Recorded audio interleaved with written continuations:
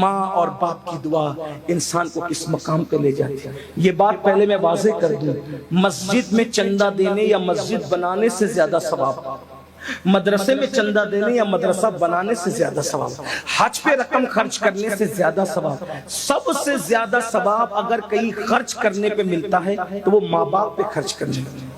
فلمیں دیکھ کر، سیریل دیکھ کر، ناول پڑھ کے، دنیا کے اس مکر اور مکرو چہرے سے متاثر ہو کر ماں باپ کو بڑھاپے میں صدمے دینے والوں، ماں باپ کے ساتھ بغاوت کرنے والوں، ماں باپ کے ساتھ غداریاں کرنے والوں، ماں باپ کو گالیاں دینے والوں، آنکھیں نکال نکال کر ماں باپ کو دیکھنے والوں، ماں باپ کو دکھ دینے والوں، ماں باپ کو گھروں سے نکال کر کبھی بہنوں کے یہاں کبھی بھائیوں کے یہاں پہنچانے والوں، ماں باپ کو چھوڑ کر سسرال میں گھر بسانے والوں، ماں باپ سے خرچہ روک کر مسجد مدرسوں میں اور نیک کام میں چندے دینے والوں، غور سے سن لو اور کان کھول کر کے سن لو، کچھ یاد رہے نہ یاد رہے، گفتگو کا یہ حصہ ضرور یاد رکھنا۔ اللہ کے رسول صادق و مصدوق مصطفیٰ جان رحمت صلی اللہ علیہ وآلہ وسلم فرماتے ہیں، اگر کوئی بندہ شہید بھی ہو جائے اور ماں باپ اس سے ناراض ہو یا دونوں میں سے کوئی ایک ہی ناراض ہو تو بھی شہادت کے بعد بھی اس کو جنت نہیں مل سکتی۔ اللہ، شہید ہو کر بھی وہ جنت میں نہیں جا سکتا۔ یہ ماں باپ شہید ہو کر بھی جنت نہیں ملے گی اگر ماں باپ ناراض ہیں۔ اور آج تو لڑکے اور لڑکیاں ماں باپ کو ناراض کر کے شادیاں کرتے ہیں، پسند کی شادی، پسند کی شادی، پسند کی، اتنا بھوت سمارے پسند۔ میں نے کہا ماں باپ کب منع کرتے ہیں؟ ہمارے یہاں تو ہے ہی پسند کی شادی، بس اتنا ہے کہ پہلے ماں باپ پسند کر لیں بعد میں تم پسند کر لیں۔ میرے بھائی اگر ماں باپ روک دیں، ماں باپ روک دے تو کعبے کی زیارت کے لیے نہیں جا سکتے۔ ارے ماں باپ روک دے تو رکنے والا تو نبی کی زیارت سے بھی رک گیا۔ ماں کے روکنے پہ رکنے والا نبی کی زیارت سے رک گیا، لیکن کسی نے اس کو تان نہیں کیا کہ اویس اتنا بڑا عاشق تھا، ارے نبی کی زیارت سے تو رک گیا، گمنام ہو گیا، مرتبہ کم ہو گیا، یہ ہو گیا، وہ ہو گیا، وہ ہو گیا۔ نہیں، ماں کے کہنے پہ نبی کی زیارت سے رکے ہیں تو خدا نے ماں سے وفا کی وجہ سے وہ مقام عطا کیا ہے کہ سب نبی سے دعا کروا رہے ہیں، اور نبی صحابہ کو بھیج کر ویسے کرنے سے امت کے لیے دعا کر۔ سبحان اللہ، سبحان اللہ، سبحان اللہ۔ یہ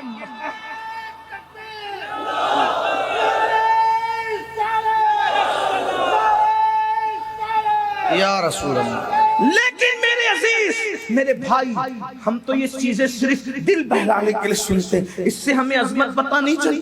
تو میرے آقا نے فرمایا شہید ہو کر بھی ماں باپ اگر ناراض ہے جنت میں نہیں جائے گا، لیکن چونکہ شہید تھا اس لیے جہنم میں بھی نہیں جائے گا۔ جنت اور جہنم کے درمیان ایک مقام ہے جس کو مقام اعراف کہتے ہیں۔ یہ روایت میں جہاں سے پڑھ رہا ہوں اس کو نقل کیا ہے صد الافاضل فخر الاماثل علامہ سید نعیم الدین مراد آبادی نے۔ اور کب تک وہ جنت کے باہر رہے گا؟ اس وقت تک جب تک اس کے ماں باپ کو راضی نہ کر لیا جائے۔ اگر ماں باپ راضی ہوئے تو ٹھیک، ورنہ وہ شہید ہو کر جنت نہیں مل سکتی۔ تو شرابی ہو کر کے ماں باپ کے غدار کو جنت کیسے ملنا ہے؟ بے نمازی ہو کے ماں باپ کے غدار کو جنت کیسے ملنا ہے؟ میرے بھائیوں، یہ دنیا ہے، یہ دنیا چند دن کی ہے، اس دنیا سے کوچ کرنا ہے، اس دنیا سے رخصت کرنا ہے، اس لیے اپنے ماں باپ کی قدر جانو۔ میں لوگوں سے یہ کہتا رہا کہ کسی کا خوبصورت چہرہ دیکھ کر بھی وہ ثواب نہیں ملتا جو ماں باپ کے جھرری پڑے ہوئے چہروں کو دیکھ کر کے ملتا ہے۔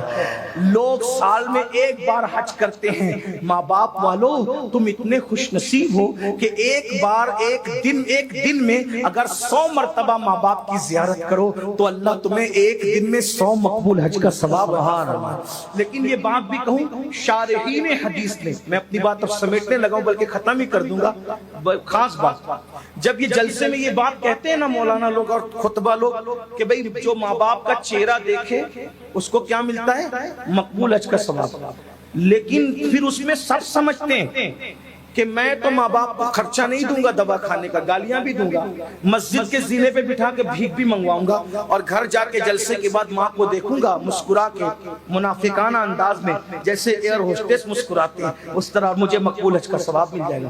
یہ آرٹیفیشل مسکراہٹ سے ماں باپ کو دیکھنے سے کوئی ثواب نہیں ملتا۔ میں بڑی ذمہ داری سے یہاں بات کر رہا ہوں، علماء میرے پشتوں پہ موجود ہے، مفتیان کرام موجود ہے۔ ایک بات آپ کو کہوں، جب انسان کسی کو وہ مقام دے ہی نہ جو اس کا مقام ہو تو اس کا فائدہ نہیں ملتا۔ تھوڑی مشکل ہو گئی نا، بات آسان کرتا ہوں۔ اگر نبی کو دیکھو تو آدمی کیا بنتا ہے؟ اگر کچھ یاد ہو تو بول دیں۔ نبی پاک کو دیکھ کے کیا بنتا ہے؟ مل کے بولے۔ تو ابو جہل کیوں صحابی نہیں ہے؟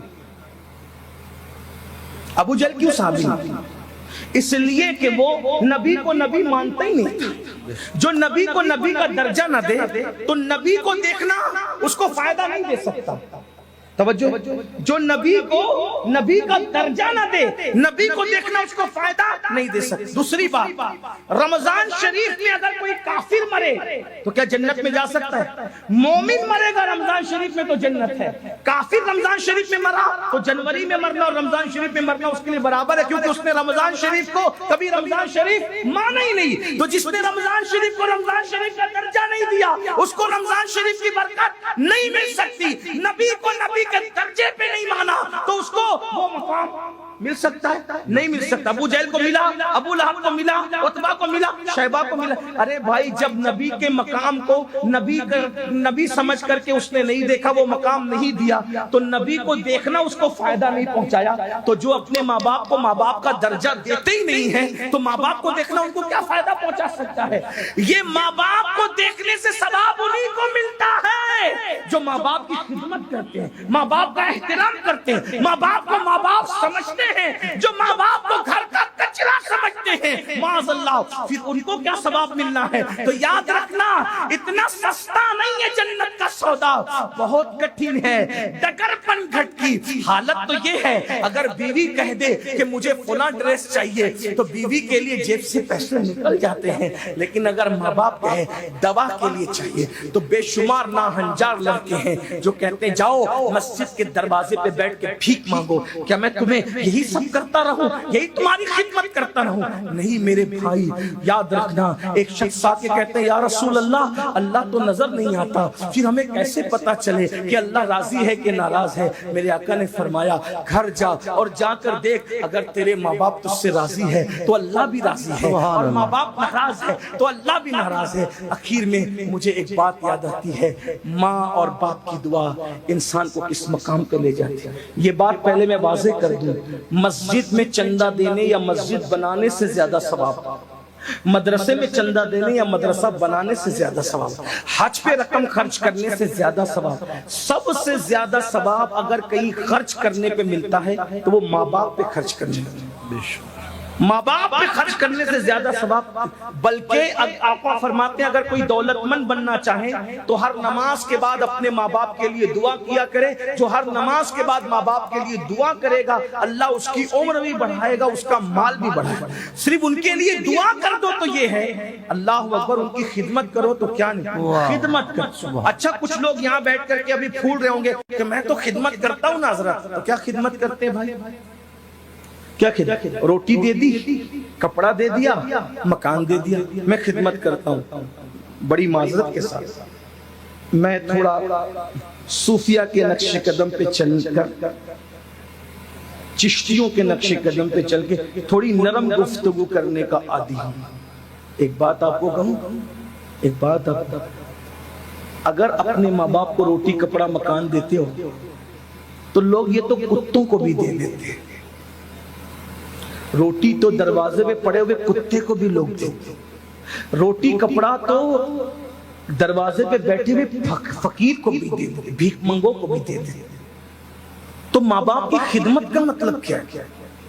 یہی تو سب سے بڑا رونا ہے کہ ہم نے دین ہی نہیں سیکھا، نہ اللہ کی شان سمجھے، نہ رسول کی شان سمجھے، نہ صحابہ کی سمجھے، نہ اہل البیت کی سمجھے، نہ ماں باپ کی سمجھے، نہ بھائیوں کی سمجھے، نہ بیوی کی سمجھے، کچھ نہیں سیکھا۔ بس سیکھا تو صرف دوسروں کا معاملہ دیکھنا، دوسروں کے معاملات پہ نظر رکھنا یہ سیکھا، گناہ کرنا سیکھا، جرائم کرنا سیکھا، غفلت سیکھا۔ سنو ماں باپ کی خدمت کیسے کی جاتی ہے اس کو سمجھو اور بات پوری ہوتی ہے۔ میرے امام اور ہم سب کے امام سیدی اعلیٰ حضرت امام احمد رضا خان محدث بریلوی ماں باپ کی عظمت بیان کرتے ہوئے کہتے ہیں کہ ماں باپ سے گفتگو کا طریقہ یہ ہے کہ پہلے ان سے اجازت لو پھر بات کیا کرو۔ بغیر اجازت تم اپنے ماں باپ سے بات نہیں کر سکتے۔ اب ہاتھ مت اٹھانا، کسی کو رسوا کرنا مقصود نہیں ہے۔ کتنے لوگ ہیں جو اس طور پہ ماں باپ سے بات کرتے ہیں کہ پہلے اجازت لیں پھر بات کریں؟ کوئی نہیں۔